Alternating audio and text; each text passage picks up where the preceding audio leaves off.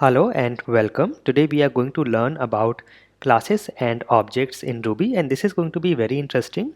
Let me create a new file and let me call this classes.rb, and I will call this in my main.rb classes.rb. And now let me say here in this file I will create a class, and to create a class we use the keyword class and give the class name. Let us say I give a name car here, and then to end I will say end. So this is the syntax. We say class and any name that you want to give to your class and then say end.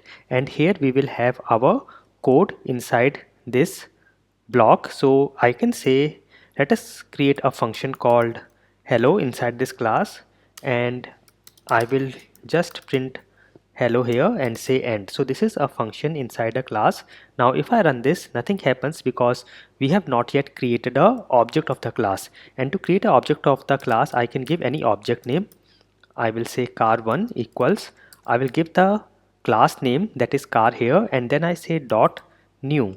So this statement creates a object of this class, and this object is referred by this variable called car1. Now if I still run this, nothing happens because now using this object instance we have not yet called any function. So I can now call a function of this class using this object instance, that is car1. I can say car1 dot hello, which is the function here. If I now run this, it is now printing hello on the console. Now I can also say, let us say I create a function set name, and I take a argument name here, and inside this function I will say I will set the name of the car. Now I have to create a variable for class here, and for that I can say at and the name, or just to create a instance variable that I can use across the objects, I can say at and any name of the variable. So you can say at and give any name here, and this is what I will set.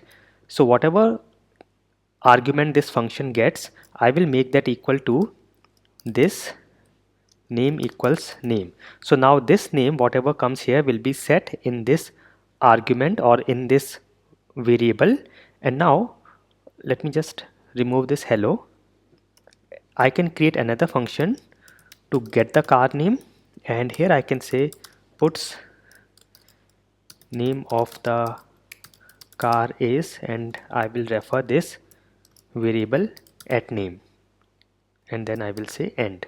So do you see what we are doing here is, when we call this function with a name or with an argument, this will be set in this variable, which is an instance variable, and now whenever we call the next function, that is get name, we will get whatever name we have set here.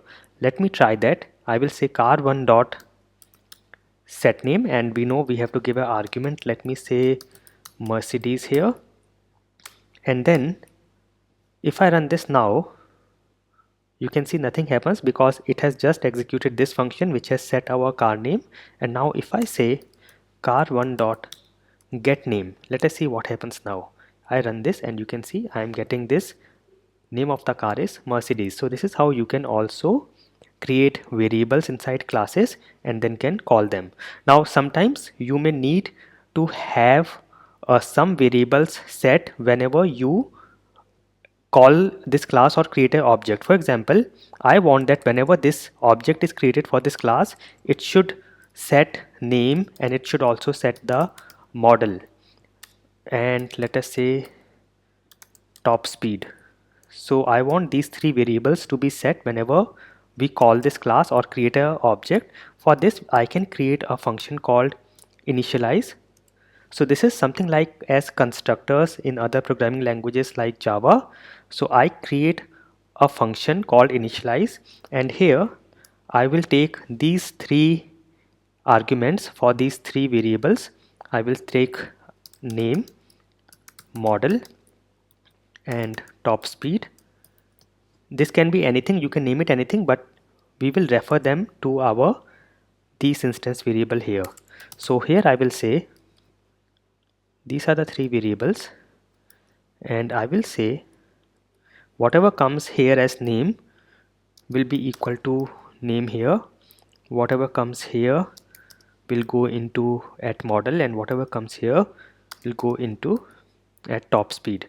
Now this is what we have done is we are kind of forcing the user or any other class that creates an object of this class to provide us these three arguments whenever we call this class or create an object. So let us see now. If I try to run this, you can see I have just called this class or created an object like this. If I now run this, I will get an error. You can see here it is saying initialize wrong number of arguments, because now it is forcing us, it will force the user to give the arguments as soon as you create an object. So I have to give the arguments here.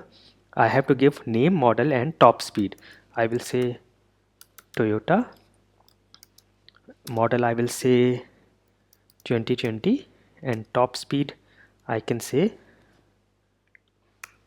so I have to give like this, I can say 200 or let us say 100. And now if I just use this car.getName, I will run this.